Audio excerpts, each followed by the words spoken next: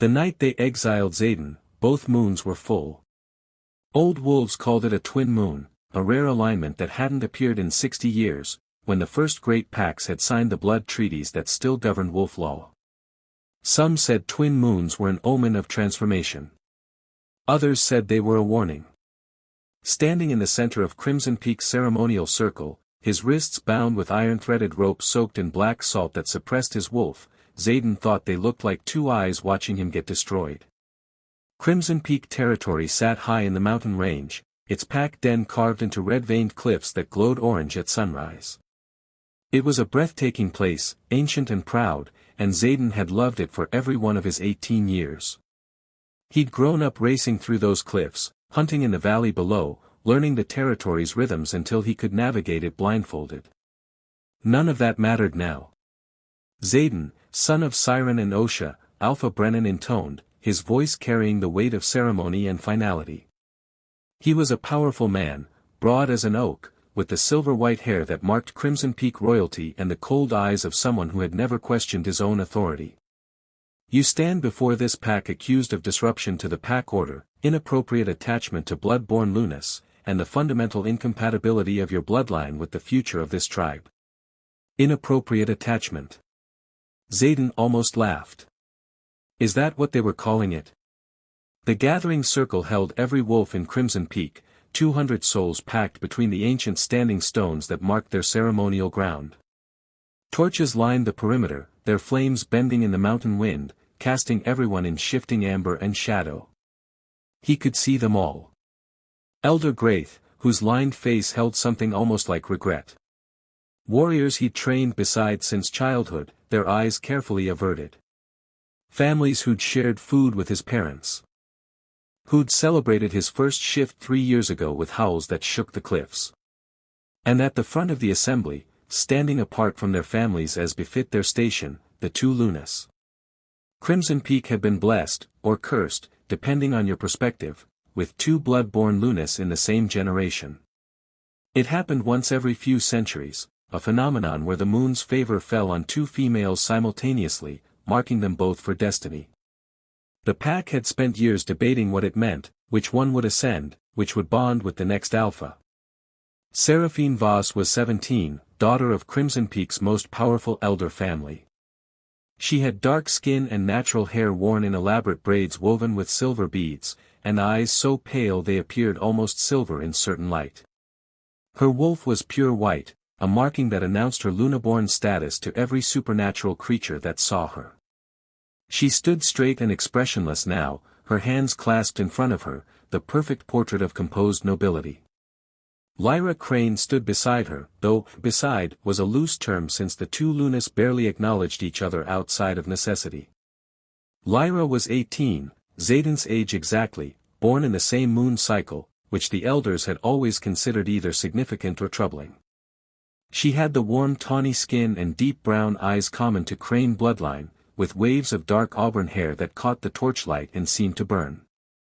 Where Seraphine was ice and composure, Lyra was fire barely contained, her jaw set, her hands balled into fists at her sides, her eyes blazing with something that wasn't composure at all.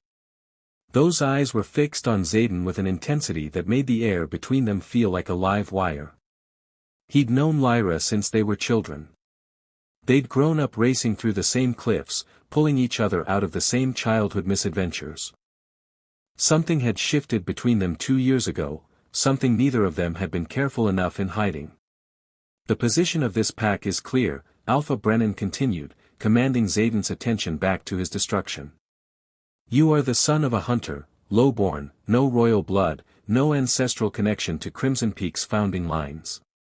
In ordinary circumstances, this would simply limit your rank. But circumstances have become extraordinary. He paused, letting the silence do its work. You have presumed, through your proximity to the blood-born Lunas, to form an attachment that you have absolutely no right to. Both of our Lunas have shown distraction. Divided focus.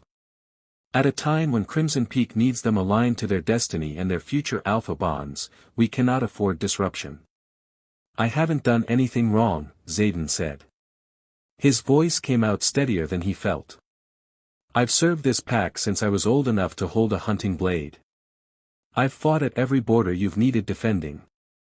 You've overstepped, Elder Graith said quietly, and the regret in his voice was almost worse than Brennan's cold authority. You know the laws, Xaden. A low-born wolf cannot court a Luna. Cannot even suggest the possibility. The damage to the pack order. What damage? The voice came from the assembly, sharp and sudden. Heads turned. Lyra had stepped forward. Seraphine's eyes cut to her sharply. The elders stirred. Alpha Brennan's jaw tightened, just barely, but Xaden caught it. What damage? Lyra repeated, her voice carrying clear across the circle. She was looking at her alpha with the kind of direct challenge that even royal wolves thought twice about. Name it specifically. What has Xaden actually done to harm this pack? Lyra, her mother began. No. I want an answer. Her eyes swept to the elders. Because I've heard words like disruption and inappropriate and attachment, but I haven't heard anyone name a single thing he's actually done wrong. So name it. Specifically. The silence stretched. Because there was nothing to name. Xaden had been careful, gods, he'd been so careful. Every conversation, every moment had been circumspect, appropriate, the kind of interaction that happened between any two pack members who'd known each other since childhood. He'd understood the boundaries. He'd respected them. What he hadn't been able to control was the way Lyra had looked at him when she thought no one was watching. What he hadn't been able to control was that he'd been unable to stop looking back. Your feelings are the disruption, Alpha Brennan said coldly, addressing Lyra now with the particular precision of a man reminding a subordinate of her place. Your attention. Your focus. A Luna cannot be mooning over a low-born wolf when she should be cultivating her bond with the pack's future alpha. This is not about what Xaden has done. It is about what you have felt, and what that reveals about this threat to order. Xaden closed his eyes briefly. They weren't punishing him for something he'd done. They were punishing Lyra for something she'd felt, and him for inspiring it. This pack has decided, Brennan announced, his voice rising again to address everyone. Xaden, son of Siren, you are hereby exiled from Crimson Peak territory. The pack bond is severed. You are no longer one of us. It hit like a physical blow, the snap of something deep inside him. The pack bond didn't break gently. It tore, like a root pulled violently from the earth. He felt every thread severing, the hum of pack consciousness, the warm background awareness of people he'd known all his life, the sense of belonging that he'd breathed in like air since birth. Gone. All of it. In a single moment. He heard a sound, raw, involuntary, and realized it was himself, a choked noise that escaped before he could stop it. You will leave before dawn, Brennan said. If you're found on Crimson Peak territory after sunrise, you'll be treated as a rogue. Do you understand? Xaden raised his head. Across the circle, his eyes found Lyra. She was staring at him with an expression he'd never seen on her before, something cracked open and bleeding, fury and grief and something else, something wild that hadn't decided yet whether it would express itself as howling or burning the whole mountain down. He wanted to say something to her. There were 1,000 things he wanted to say. He said none of them, because if he started he wouldn't be able to stop, and they would punish her for whatever his words inspired in her face. So he held her gaze for 3 heartbeats, long enough to say without words, I don't blame you for this. None of this is your fault. Then he turned and walked out of Crimson Peak. Behind him, he didn't see Lyra take one step forward before Seraphine's hand closed around her wrist. Didn't hear the quiet conversation between them, sharp and urgent in the wake of the ceremony. Didn't see Seraphine's expression, not the cold composure everyone expected, but something complicated, calculating, and full of a decision she was still making. He just walked into the dark, alone for the first time in his life. The first months nearly destroyed him. Not from cold or hunger, though those were real threats that stalked him through the unnamed forests and disputed lands between territories. What nearly destroyed him was the silence in his head where the pack bond had been. Wolves weren't built for isolation. Their minds, shaped across thousands of years of pack living, depended on that background hum of connection, the sense of others, of belonging, of being held within something larger than yourself. Without it, the silence grew teeth. Xaden developed habits that he recognized, on better days, as early warning signs of fracturing. He counted things obsessively, trees, stones, his own footsteps, giving his mind something to hold on to. He talked aloud when no one was there. Not to imaginary people but to himself, maintaining the practice of language so it didn't slip away. He slept in short bursts, never deeply, keeping his survival instincts sharp and his wolf from taking over completely. He hunted in the gray margins between claimed territories, careful and ghost quiet. He ate whatever he could find. He kept moving. He tried not to think about Lyra. He failed. Constantly. Spectacularly. Her face arrived in the small hours before dawn when his defenses were lowest. The way she'd looked at him across the ceremonial circle, that cracked open expression full of things that hadn't been said. He'd replay it obsessively, second-guessing himself. Had she actually felt what he thought she felt, or had he been a fool, projecting his own emotions onto something that was just Lyra being Lyra, fierce and present and impossible to ignore? He'd never know. That was the most brutal part. Xaden learned survival the hard way, through cold calculation and stubborn refusal to quit. He ran from 3 separate pack territories when their border patrols caught his scent. He survived 2 fights with desperate rogues who wanted his hard-won game. He made a mistake crossing through Ash Peak territory and spent a terrifying night in a tree while 6 warriors searched below him. By the end of the first year, the scared boy who'd walked out of Crimson Peak had been replaced by something different. Leaner. Harder. Eyes that moved differently, cataloging threats and exits before feelings. Hands that knew which moves ended fights fast and which ones just prolonged pain. He was in the high desert between territories when the Black Ridge Patrol found him. The patrol consisted of 4 wolves, led by a woman named Commander Sable, tall, with close-cropped natural hair, warm brown skin, and the kind of stillness that experienced fighters wore like armor. She found Xaden after he'd walked 3 days without food following a desperate chase from Ash Peak that had taken him miles off course. He was in bad shape. He knew it. He was past trying to hide it. Rogue, she observed, eyeing him with the flat assessment of a soldier taking stock. How long? 14 months. He'd started counting again. Useful data. Birth pack. Crimson Peak. Something shifted in her expression, very slightly. Mountain pack. Long way from home. Not my home anymore. She was quiet for a moment, studying him. Her wolves fanned out, casual but positioned, she was good at this. He'd been captured before he ever had a real chance. You're half dead, she finally said. What's keeping you going? He thought about it honestly. Not pride exactly. Not rage, though there was some of that. Something more like the stubborn refusal to prove them right. To be the useless, worthless lowborn wolf that Crimson Peak had decided he was. I'm not done yet, he said. Sable looked at him for a long moment. Then she made a decision he didn't expect. Blackridge takes in rogues, she said. If you can work and fight, our alpha will see you. If not, we'll give you enough to make it to the next territory. Why would you do that? She looked almost amused. Because we were all rogues once. Come on. Blackridge was nothing like Crimson Peak. Where Crimson Peak clung to its mountain cliffs in proud isolation, Blackridge lived in the valley lowlands, a sprawling network of camps and permanent structures that housed, Xaden eventually estimated, close to 250 wolves. They were diverse in a way that would have scandalized Crimson Peak's bloodline councils, every shade, every size, wolves from at least a dozen different birth packs, none of whom seemed to care about each other's ancestry. Alpha Vance was a bear of a man in his late 40s, silver-bearded.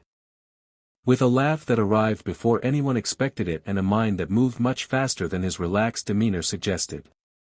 He received Xaden the way Xaden imagined a general received interesting intelligence, with complete attention and no assumptions. Crimson Peak exiled you, he repeated, after Xaden had given an abbreviated version of events. For low blood. For existing near someone they considered above my station. Vance leaned back, studying him. We don't have stations in Blackridge. We have capability and we have loyalty. Nothing else earns rank here. I've heard that before, Xaden said carefully. From people who didn't mean it. Vance smiled. Healthy skepticism. Sable, put him through trials tomorrow. Standard 3-day assessment.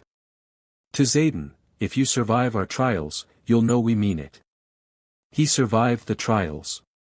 Barely, on the third day, when they pushed him past every physical limit he thought he had and found 3 more.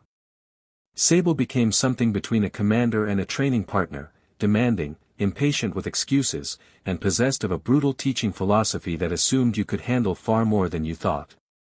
She'd been exiled from North Fong for refusing a forced mating with the Alpha's brother. She had no particular softness about it anymore, just a clean decisiveness about what she would and wouldn't accept. You fight like you're apologizing for it, she told him, after putting him down for the 4th time in a row during their first sparring session. Like you're trying to win with as little disturbance as possible. Crimson Peak taught that honorable combat. Crimson Peak taught you to perform combat so their elders would approve of how you looked while fighting. Here, the only audience is your enemy, and they're trying to kill you. Stop apologizing and start winning. It took 6 months before he stopped apologizing. The pack bond reformed differently than he expected, not a sudden return but a gradual accumulation. First with Sable, a thin thread that let him sense her position during night patrols without needing visual confirmation. Then with the wolves he hunted beside, their rhythms aligning until group hunts became nearly wordless choreography. Then slowly, painfully, the larger hum, the sense of being held within a community that knew him. He hadn't realized how much of himself had gone silent until the noise came back. By his 2nd year in Blackridge, Xaden had risen to patrol leader. By his 3rd, he was training new arrivals, a role that required not just combat knowledge but the ability to recognize what each wolf needed, what their specific exile had cost them, how to rebuild what isolation had taken. He found he was good at it. Better than good. Alpha Vance noticed. You see things in people, Vance told him one evening, when Xaden had just talked a newly arrived female out of a panic spiral and back into functional training. Not just capability. You see what they've been told they are and what they actually are underneath. Where does that come from? Xaden thought about it. I spent a year being told I was worthless. You either believe it and disappear, or you develop very sharp eyes for the gap between the lie and the truth. Vance was quiet for a long moment. You'd make a good alpha someday, son. I'm not royal born. Neither was I. Blackridge doesn't crown by blood. Vance met his eyes. Remember that. It arrived in his 4th year in Blackridge, carried by a lone wolf who asked only for water and a meal before disappearing back into the wilderness. The letter was written on folded paper sealed with red wax, no insignia, deliberately anonymous. But the handwriting was familiar in a way that hit him like stepping off a ledge. He sat with it for an hour before opening it. Stared at his name written in that particular slanted script as though the letter itself might tell him what it contained before he read it. Xaden. I've been trying to find you for 2 years. I should tell you that first, because I want you to understand that what I'm writing isn't impulsive. I've thought about it every day since the night they took your pack bond away in front of everyone and I stood there and couldn't stop it.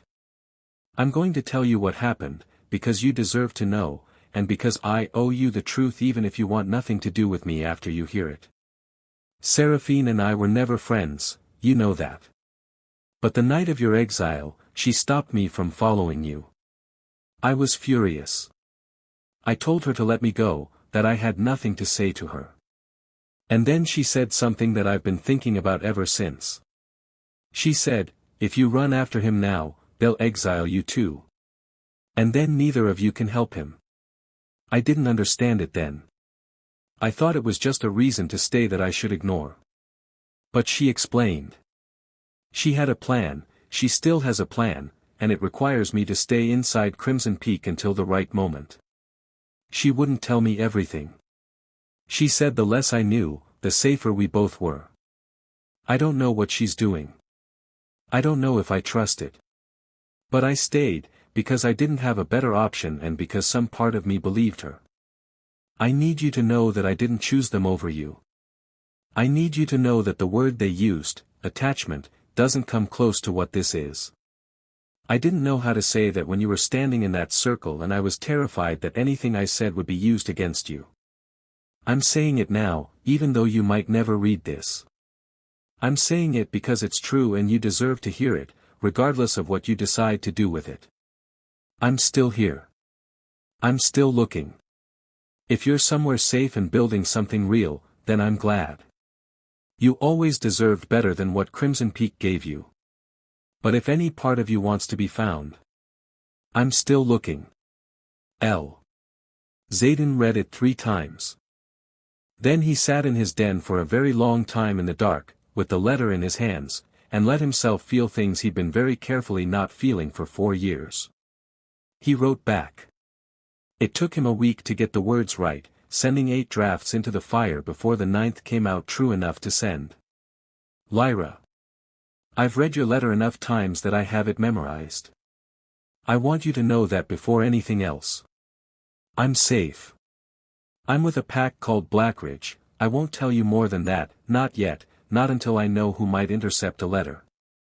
But I'm safe and I'm stronger than I was, and I'm something I wasn't when I left Crimson Peak. I'm becoming the kind of wolf I always wanted to be, but never had space to be in that pack.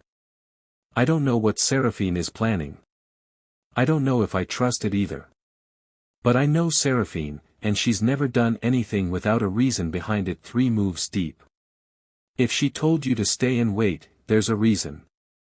I have questions I'm not going to ask in a letter, because they're the kind of questions that deserve faces and real answers and probably a long night with a fire between us.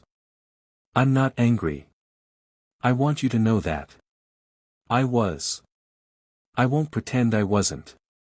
That night, watching you stand there and knowing what it cost you not to speak, I told myself a lot of things in the dark that first year, some of them unfair. But I'm not that person anymore, and anger was never the one that stayed. The one that stayed is harder to say, even in a letter, even to you. Keep looking. I'll try to make myself worth finding. Xaden.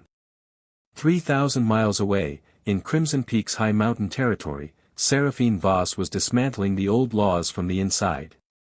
She'd been doing it carefully, methodically, for 4 years, the way you remove rotten support beams from a building you intend to keep standing. She was patient, she was precise, and she had something no one in Crimson Peak expected from their ice-composed Luna: she was furious. She'd been furious since the night of Xaden's exile. Not because she had feelings for him the way Lyra did, she was honest with herself about that, at least. Her relationship with Xaden had always been friendship, genuine and uncomplicated, the kind that exists in childhood between people who recognize each other as essentially decent.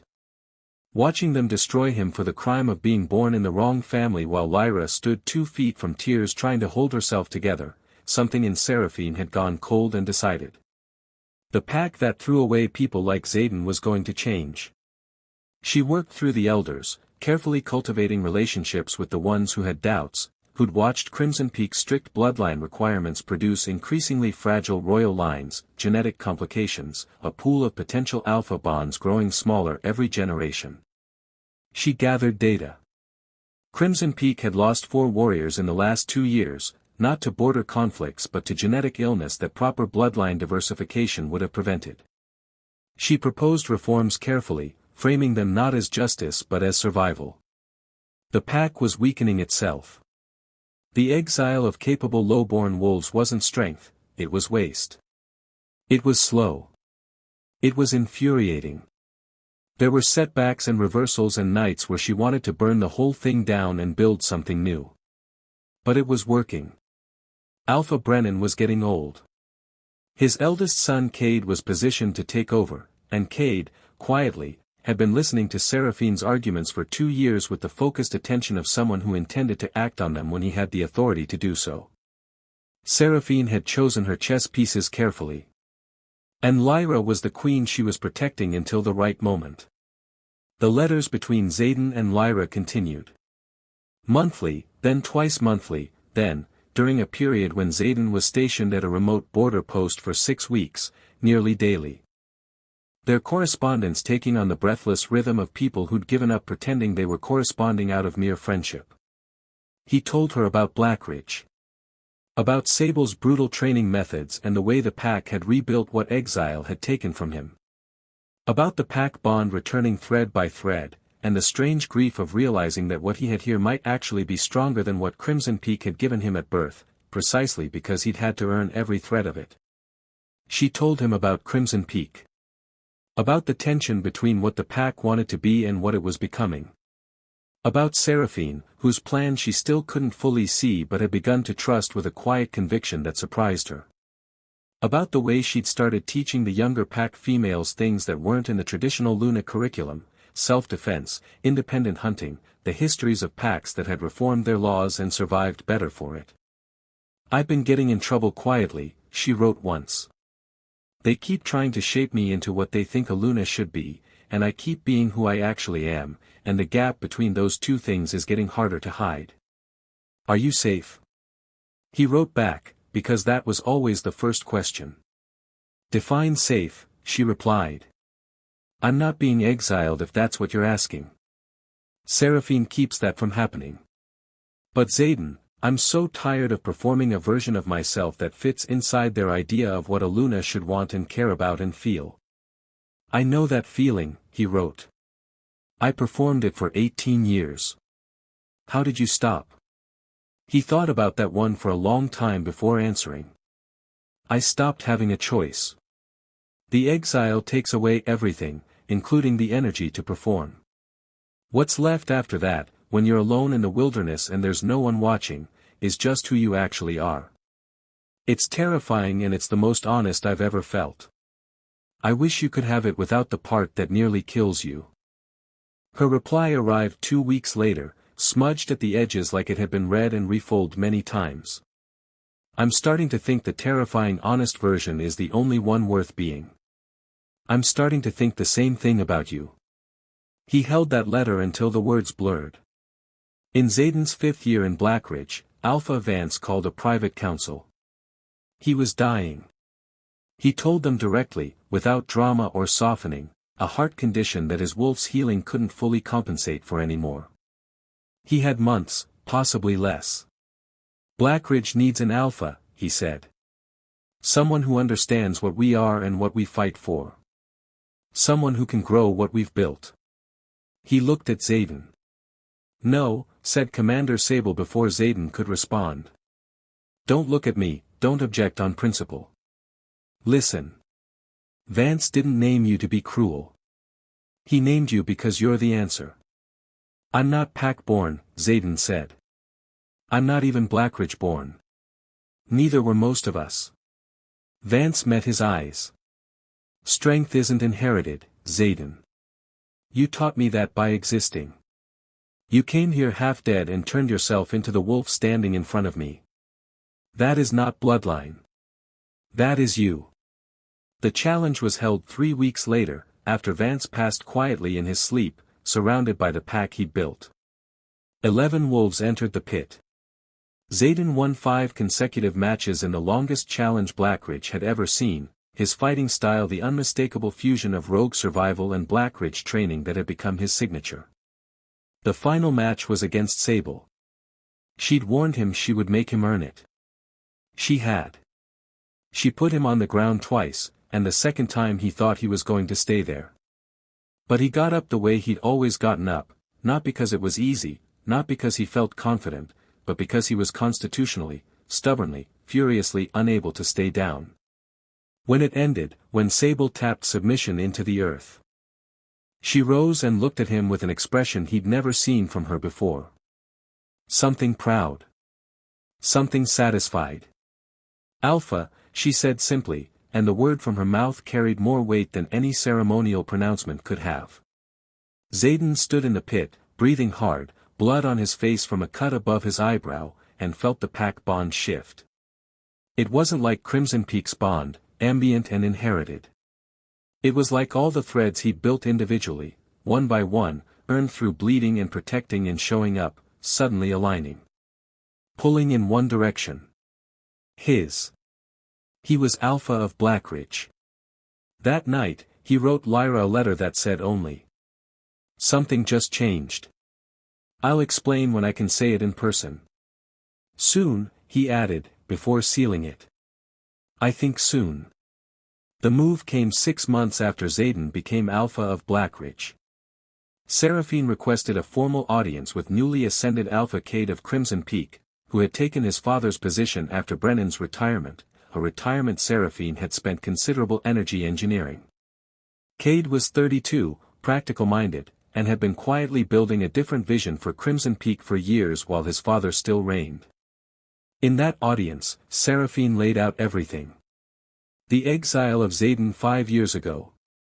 The letters that had continued throughout, which she told Cade she knew about and had protected, an admission that made Lyra, who was also present, turn to stare at her with open shock. The data on Crimson Peak's declining genetic health. The opportunity for reformation. And what do you propose? Cade asked, after a long silence. Restoration, Seraphine said. We formally acknowledge the exile was unjust. We invite Xaden back, not as a subordinate, but as an equal Alpha, as a potential ally. We reform the bloodline laws that caused this. And we make Crimson Peak into what it should have always been. He might not want to come back, Lyra said, and there was something complicated in her voice. That's his choice to make, Seraphine said.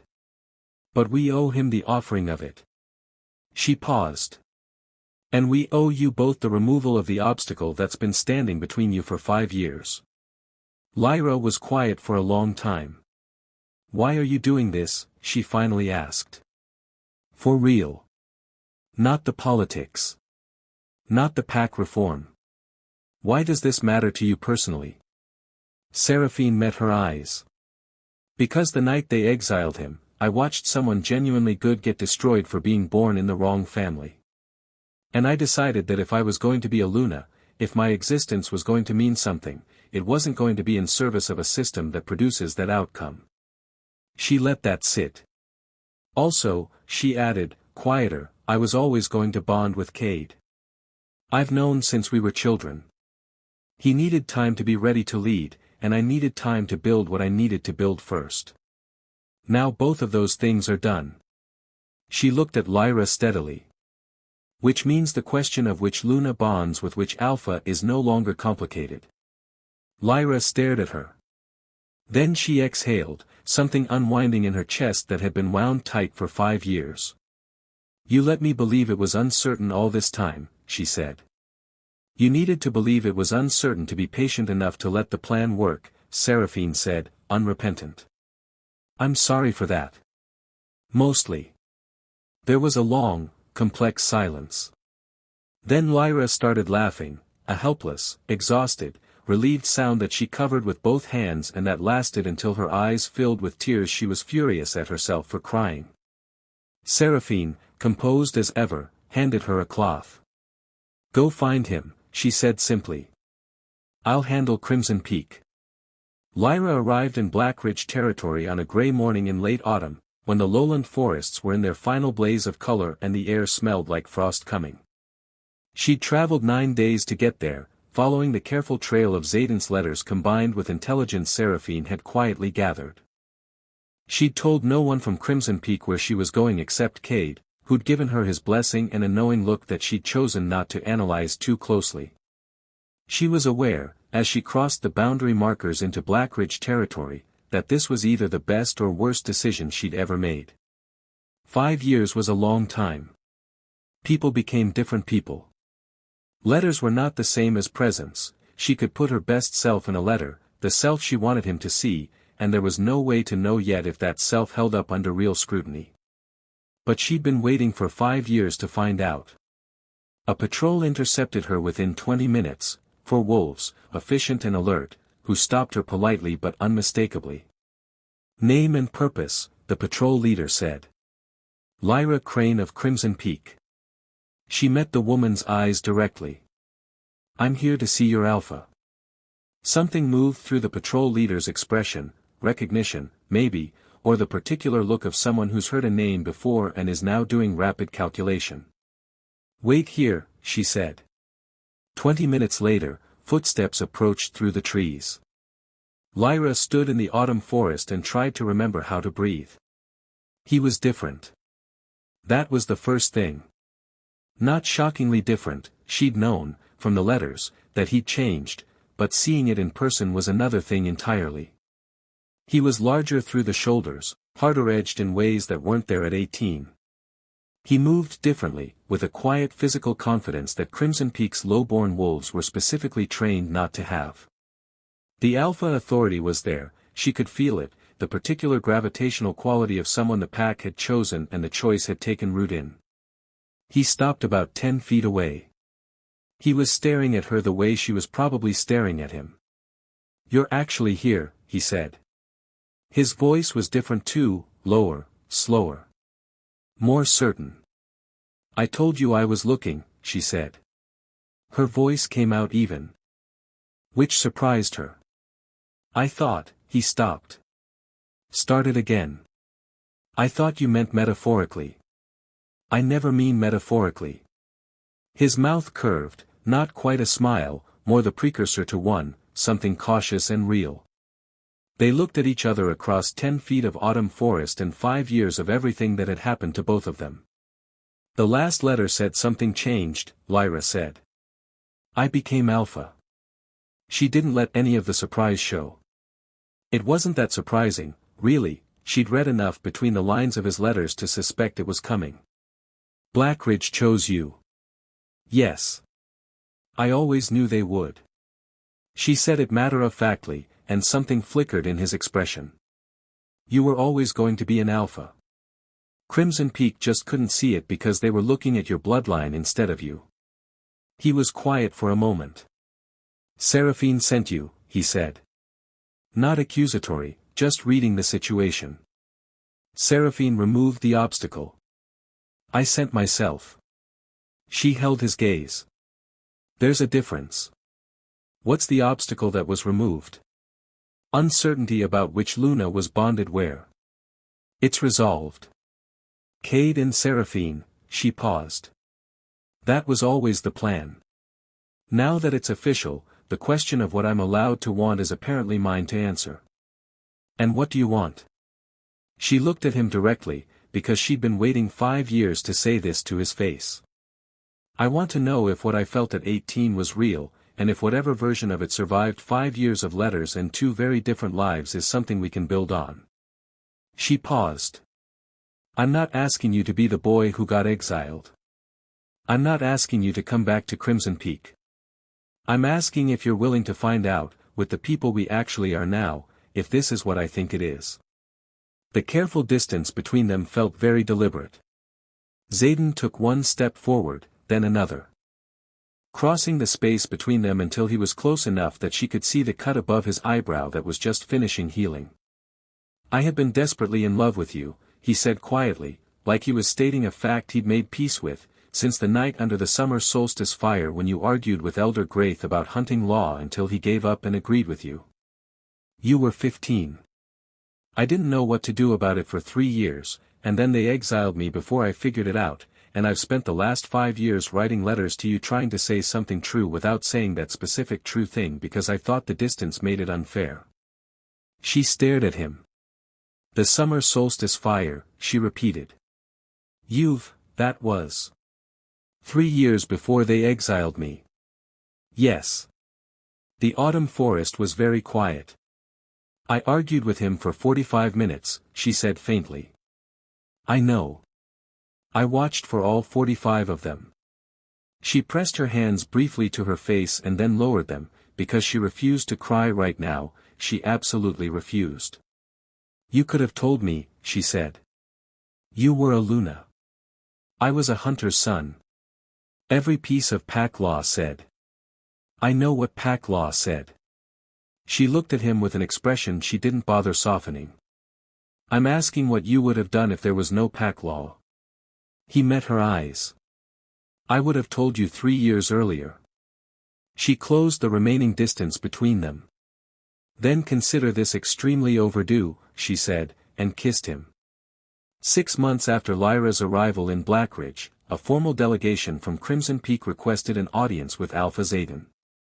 He received them in Blackridge's main hall, a structure that had grown significantly since he'd taken leadership, as had the pack itself, now swelling past 300 wolves as his reputation spread and more exiles found their way to this territory that valued capability over birth. He sat in the Alpha's seat. Lyra sat beside him. Not in the traditional Luna position of deferential proximity, but beside him as an equal, a distinction the Crimson Peak delegation clearly noted. Alpha Cade led the delegation, with Seraphine at his left. Cade was composed and direct, clearly a man who'd been planning this meeting for some time. We're here to formally acknowledge an injustice, Cade said, without preamble. The exile of Zayden of Crimson Peak, 6 years ago, was a violation of what this pack should have been. We cannot undo it.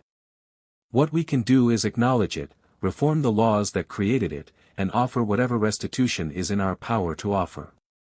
Zayden looked at the delegation for a long moment. He thought about the night they'd ripped his pack bond away. The year alone in the wilderness, talking to himself in empty forests.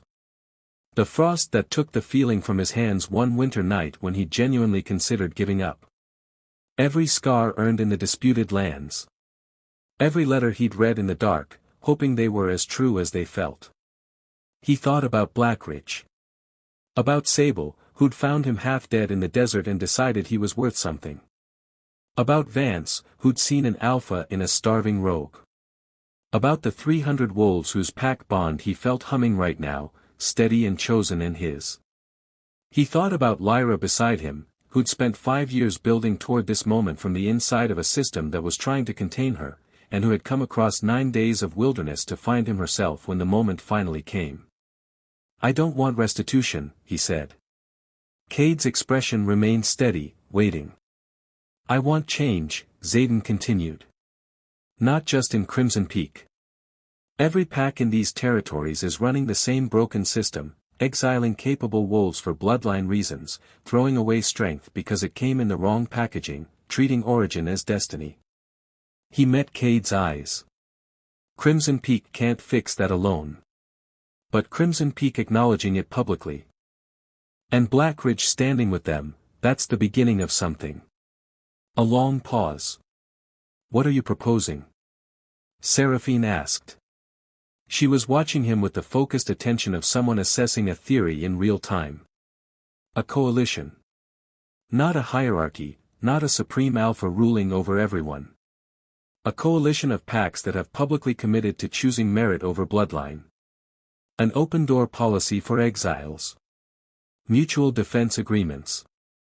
And formal condemnation of any pack that invokes the old laws to reclaim wolves who've chosen other packs. The silence stretched. It was Seraphine who spoke first. Crimson Peak would sign that coalition founding document. Cade looked at her, then at Zayden. As would I. The negotiation lasted 3 days. When it was done, the Crimson Peak Blackridge coalition had a framework, a set of principles, and 6 other packs, ones that had been watching and waiting, ready to declare their membership. On the final night, when the documents were signed and the delegations had scattered to their separate fires, Zayden found himself standing at the edge of Blackridge territory with Lyra, looking out at the lowland forest under a sky full of stars. Seraphine is never going to admit she's proud of you, Lyra said. But she is. In case you wanted to know. I believe you, he said. She's annoying like that. Lyra laughed, genuinely, the kind that arrived without warning and didn't apologize for itself. He turned to look at her. The woman who'd stayed and built and fought and waited and then come across 9 days of wilderness to find him herself. The woman he'd loved since a summer bonfire argument when they were 15 and had spent the intervening years riding toward, circling around, finding in 100 small ways through letters that finally said the thing his 18-year-old self hadn't known how to say to her face. "You know what I keep thinking about," he said. "What?"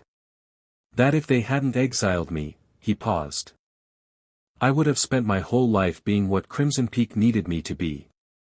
And I would have loved you inside of that, carefully, within the limits they allowed, never becoming what I actually was." Lyra looked at him steadily. "And now? Now I'm someone I actually recognize." He met her eyes. "And you're here, and you came here yourself, and I get to love you without limits."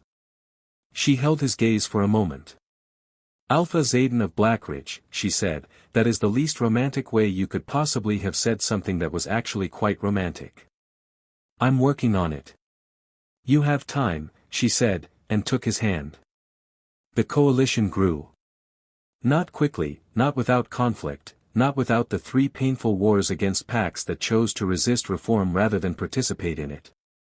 But it grew. 2 years after the founding document was signed, 16 pacts had joined. Zayden traveled constantly, to disputes, to negotiations, to pacts on the edge of joining who needed to see that the coalition was more than principle on paper. Lyra traveled with him, and became something the old Luna traditions had never quite produced, a diplomat who understood both the old system and the new one, who could walk into a traditional pact's council room and speak their language while advocating for everything they needed to change. She was extraordinary at it. He told her so regularly. She told him to stop being surprised about it, and he said he wasn't surprised, he was appreciative, and she kissed him to prevent further debate. The alliance grew. In the 4th year, the coalition formally voted to elect a governing alpha, someone who would serve as a coordinating authority across the member pacts without replacing individual alpha leadership. The position was designed carefully, not a ruler, but a representative. Not a bloodline inheritance, but an elected role, renewable and revocable. The vote was not close. When the count was announced, Sable, who had become Blackridge's day-to-day alpha in Zayden's frequent absences and who had more opinions about that than anyone needed to hear, arrived at his side wearing an expression of profound, contained satisfaction. "Alpha King," she said. "Don't," he said. "The coalition is going to use the title whether you want them to or not. You might as well get comfortable with it." He looked at her. "You're enjoying this," he said. "Extremely," she confirmed. "The half-dead rogue I found in the desert is now the elected governing authority of 22 pacts and growing." "Yes, Zayden. I'm enjoying this." The ceremony was simple, by design. No bloodline rituals, no silver ropes, no ceremonial costumes that announced the birth heritage of the wearer. Just a gathering of wolf leaders under open sky, the formal acknowledgement by vote, and the quiet weight of something new settling into place. Lyra stood beside him, not behind him. Alpha Kate of Crimson Peak stood in the gathered circle, and beside him, Seraphine, who had, quietly and systematically, spent 4 years reshaping Crimson Peak's internal laws until the pack Zayden had been exiled from was genuinely unrecognizable from the one that had destroyed him. Seraphine met his eyes across the gathering. She inclined her head, precise and deliberate. He inclined his in return. Good enough, he thought. From Seraphine, that was everything. That night, standing at the edge of the great gathering field as the fires burned down and wolves drifted toward their camps, he felt the pack bond in its full, extraordinary scope, not 300 wolves but thousands, all those threads he'd earned and built and bled for, the accumulated weight of every choice he'd made since the night he'd walked out of Crimson Peak into the dark. Lyra found him the way she always did, arriving without needing to announce herself. Standing beside him in the comfortable quiet of 2 people who'd had 5 years of letters to practice the art of saying important things without noise. "How does it feel?" she asked. He thought about it honestly. About the 17-year-old standing in the ceremonial circle with his wrists bound, the pack bond being ripped away, the voice of Elder Brennan informing him that he was worthless and disposable and had no place in his pack's future. About the year in the wilderness, the cold and the hunger and the silence in his head where belonging used to be. About Blackridge. About Sable. About Vance, who'd seen an alpha in a half-dead rogue. About the challenge pit and the weight of a pack's choice settling into him like roots finally finding soil. About letters in the dark, writing towards someone he loved across hundreds of miles and 5 years and every obstacle they hadn't chosen. About Lyra, who'd stayed when she could have followed him and fought from inside the system he'd been exiled from, and then crossed 9 days of wilderness to find him herself when the moment came, because that was who she was. Because she was never going to be the kind of person who waited for someone else to open the door. "It feels earned," he said. She leaned against his shoulder. "It was," she said. Above them, the moon rose, not blood-red and low like the night of his exile, but high and clear, illuminating the changed landscape of a world they were still in the middle of building. The exiled Omega had become Alpha King. But the revolution, as always, was just getting started. Not every exile ends in darkness. Some end in something better than the home that cast you out, because the home that cast you out could never have contained who you were always going to become. The pack that decides you are worthless will never understand what they lost. But the people who choose you, who find you and stay and fight beside you, they will. And that is worth every scar. If this story reached something in you, the exiled, the underestimated, or anyone still waiting to be found, make sure you subscribe and hit the notification bell so you don't miss what comes next. The coalition is still growing, and there are more wolves whose stories need to be told. Until the next chapter drops, stay loyal to what you've chosen. It's always worth it.